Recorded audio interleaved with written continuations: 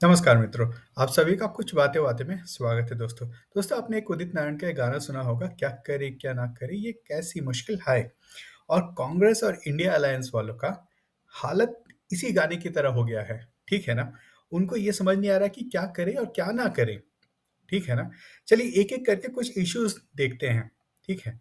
और उसमें पहला एक इश्यू है कि ये आपस में ही लड़ रहे हैं। आप पार्टी का ले लीजिए, स्टेट इलेक्शंस के जो अभी आगामी जो 4 इल राज्यों में हो रहे हैं, छत्तीसगढ़, मध्य प्रदेश, आंध्र और आपका राजस्थान, यहाँ पे आप जो है हर एक जगह पे लड़ रही है, यानी कि आपस में ही लड़ रहे हैं ये लोग।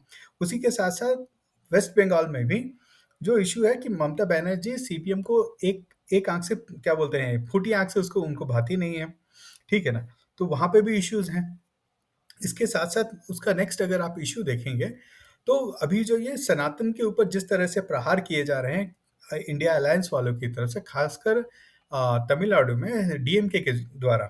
उदयनिधि स्टालिन जो कि एक क्रिश्चियन हैं, ठीक है? और एक हिंदू बहुल राज्य और बहुल देश में होकर भी वो सनातन को कहते हैं कि भाई सनातन की आइडियोलॉजी और सनातन धर्म को मूल समूल उसका नाश करना है।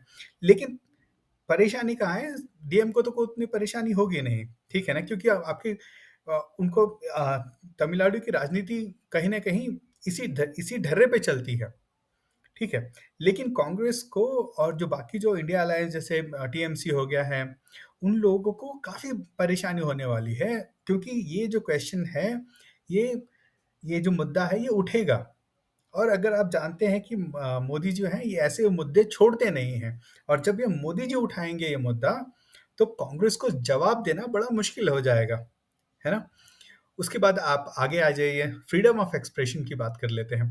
जब कांग्रेस जो है पूरे आप सोशल मीडिया पे आप सब जगह पे देखेंगे तो फ्रीडम ऑफ एक्सप्रेशन, आप ये डीएमके का ही मामला ले लीजिए, ठीक है ना? इस पे इन्होंने फ्रीडम ऑफ एक्सप्रेशन की बात किया, ठीक है? लेकिन जब उसी फ्रीडम ऑफ एक्सप्रेशन के तहत सुधीर चौधरी या फिर वेस्ट बंगाल में जो एक आनंद बाजार पत्रिका का जो एक जर्नलिस्ट था, उसने एक रिपोर्ट निकाली दारू का अवैध कारखानों पर, तो उसके ऊपर एफआईआर होगी, दोनों पे एफआईआर हो गई है। वेस्ट बंगाल में उस बंदे पर और यहाँ पे कर्नाटक में सुधीर चौधरी पर। तो जितना रूथलेसली वो लोग फ्रीडम ऑफ एक्सप्रेशन को कुचलते हैं, बीजेपी उसके अगल-बगल भी नहीं आती है। तो ये बात भी जो है लोगों को समझ में आ रही है, ठीक है? उसके बाद आते हैं हम लोग नया जो दूसरा मुद्दा है वो है जी20 का सक्सेसफुल आयोजन भारत में। दोस्तों अगर आप पिछले 4 या 5 जी20 का आयोजन देखेंगे, ठीक है? जहाँ-जहाँ पे भी हुआ है वहाँ पे भरपूर बुरी तरह से राइट्स हुए हैं, उन आयोजनों में। कहने का मतलब उस टाइप के प्रदर्शन हुए जहाँ पे कि पुलिस को क्राउड कंट्रोल मेजरमेंट्स लेने पड़े। भारत में कहीं पे भी ऐसा कुछ भी नहीं हुआ, ठीक है? और काफ़ी सारे अच्छे-अच्छे एमओयूज़ भी साइन हो गए।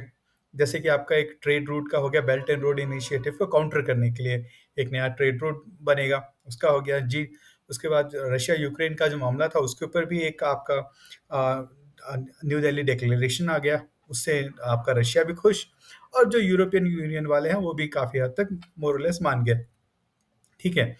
उसके बाद आप अगर आइए तो देखिए तो आपका जो अभी संसद का स्पेशल सेशन चालू होने वाला है, ठीक है? उसमें तो ये बेचारे फँसे हुए कि भाई आने क्या वाला है?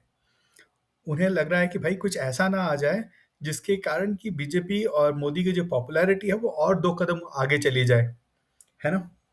उसके बाद आप आते हैं कि राम मंदिर का इनॉग्रेशन सबसे बड़ा जो अ, विपक्ष के लिए परेशानी का सबब बनने वाला है, वो है राम मंदिर का उद्घाटन। क्या बोलते हैं अ, प्राण प्रतिष्ठा जो होने वाली है अयोध्या में, वो जनवरी में होने वाली है। तो इसका काट उनके पास है नहीं और कहीं न कहीं ये जो है बीजेपी के पीछे हिंदुओं का, सनातन धर्मियों का एक तरह से रेला लग जाएगा, उन्हें ये पता है, ठीक है? और इसीलिए वो सनातन पे आघार प्रहार भी कर रहे हैं क्योंकि वो जानते हैं कि सनातन में कुछ ऐसे लोग हैं, जो कि कुछ ज़्यादा ही सेकुलर हैं। भारत में जो कहा जाता है कि भारत में एक मुस्लिम अपना अ, धर्म मानता है, ठीक है? एक सिख जो है वो अपना धर्म मानता है, एक ईसाई जो है अपना धर्म मानता है, लेकिन जो हिंदू जो है ना, वो सेकुलरिज़्म मानता है, ठीक है ना? तो उसमें उन्हें लगता है कि कहीं न कहीं कुछ न कुछ वोट जो हैं, वो तो हम छीन ही लेंगे, है ना? तो ये जो है, ये जो मुद्दे हैं, ऊपर से फिर ये कहीं न कहीं आप पंजाब का एक मामला देख लीजिए खालिस्तानियों वालों का, ठीक है? जिस तरह से आप पार्टी वाले या फिर कांग्रेस वाले खालिस्तानियों को सपोर्ट कर रहे हैं, वो भी एक चिंताजनक है। और ये जो सारी बातें जो हैं भारत के दूसरे लोगों को, दूसरे स्टेट्स में हैं और वहाँ के लोगों को लग रही है कि भाई ये कहीं न कहीं जब जब ये खालिस्तानियों का सपोर्ट करते हैं, तो ये एक तरह से भारत विरोधी तत्वों का सपोर्ट करते हैं। उसके बाद से आप आइए कन्वर्जन का मामला ले लीजिए। कांग्रेस जहाँ-जहाँ पे है या फिर थी या फिर जहाँ पे अपोज़िशन पार्टीज़ हैं, वहाँ पर धड़ल्ले से कन्वर्जन का काम चल रहा है। चाहे आप क्रिश्चियन मिशनरीज़ का ले लीजिए या फिर आप इस्लामिक कन्वर्जन का ले लीजिए, जिसमें कि लव जिहाद वाला जो इश्यू है। आप क्रिश्चियन मिशनरीज़ का लेंगे तो आपका एमपी हो गया, फिर छत्तीसगढ़ हो गया, साथ में आपका ये आंध्र प्रदेश हो गया, पंजाब हो गया, जहाँ पे कि कन्वर्जन्स धड़ल्ले से चल रहे हैं। ठीक है ना? लव जिहाद का तो आपको पता ही है, आप अक्सर काफ़ी सारे केसेज़ आप सुनते हैं। तो ये जो भारत का जो मेजॉरिटी है, मेजॉरिटी वोटर्स है, वो देख रहे हैं, सुन रहे हैं, समझ रहे हैं और कांग्रेस इसको समझ तो रही है, लेकिन उसके पास कुछ ऐसा है नहीं कि जिससे कि वो उसको काउंटर कर सके। उसके पास कोई मुद्दा ही नहीं है जिसको लेकर वो जाए और लोगों को कहे कि भाई देखिए हम आपको ये चीज़ दे रहे हैं, ये हमारा विज़न है, अगले 10 साल के लिए, अगले 20 साल के लिए, अगले 25 साल के लिए और मोदी ये गलत-गलत काम कर रहे हैं। लेकिन उनके पास तो कोई विज़न ही नहीं है। वो बोल रहे हैं कि हम ये फ्री देंगे। भाई कांग्रेस में उन्हें कर्नाटक में तो दिया है ना फ्री। शक्ति स्कीम लॉन्च किया और 2 दिन पहले ही बैंगलोर में बंद भी था, इसी को लेके क्योंकि वो ऐसी स्कीम उन्होंने दी है कि भाई जो प्राइवेट ट्रांसपोर्टर्स हैं, उनको नुकसान हो रहा है, ऑटो ड्राइवर्स, कैब ड्राइवर्स उनको नुकसान हो रहा है और साथ-साथ में आप जिस तरह से आपका दिल्ली में देख लीजिए, दिल्ली में उन्होंने सब कुछ फ्री कर दिया और फ्री करने के बाद उनके पास फंड्स नहीं हैं, खासकर उनके पास फंड नहीं है किसी भी डेवलपमेंट प्रोजेक्ट्स के लिए, लेकिन उनके पास फंड्स हैं एडवर्टाइज़मेंट के लिए, ठीक है ना? तो बड़ा ही मस्त चीज़ है और उसके साथ-साथ ये भी लोग देख रहे हैं कि भाई दिल्ली जो है एक क्या बोलते हैं बजट सरप्लस स्टेट है, ठीक है ना? उसके बाद भी उसके पास फंड्स नहीं है डेवलपमेंट कामों के लिए। उसी तरह से कांग्रेस कर्नाटक आज से 4 से 5 महीने पहले तक बजट सरप्लस स्टेट था और आज की जो स्थिति है उसमें कांग्रेस वाले कह रहे हैं उनके डिप्टी सीएम कह रहे हैं कि भाई हमारे पास अगले 1-2 इस साल के लिए हमारे पास डेवलपमेंट के लिए कोई फंड नहीं है क्योंकि हम ये सारी की सारी स्कीम्स इम्प्लीमेंट कर रहे हैं। तो ये जिस तरह से ये लोग तो बेसिकली एक तरह कांग्रेस वालों और उनके जो साथी लोग हैं इंडिया अलायंस वाले उनके पास कुछ ठोस है नहीं।